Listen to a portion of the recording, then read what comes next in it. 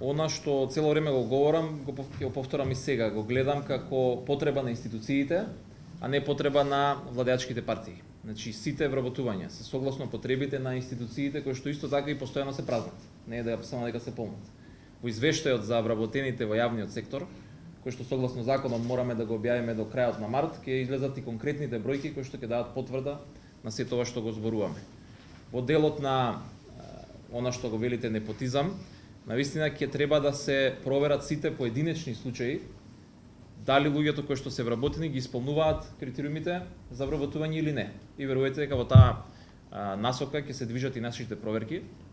Она што го зборувам и како министер, но и како политичар, е дека да, конечно мораме да им дадеме предност на оние кандидати кои што се најквалитетни.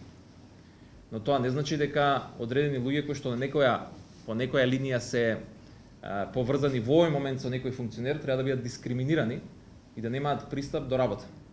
Ако се сеќавате, вакви случаи има и се пишува и за приватни фирми кои што долго време работат во Македонија, кои што немаа пристап до никакви договори со никакви државни институции и откако евентуално, значи 10 години беа дискриминирани, па сега случајно добиле можеби еден договор и сега велиме дека и тоа не треба го прават. Овие фирми треба да ги затвориме, веројатно.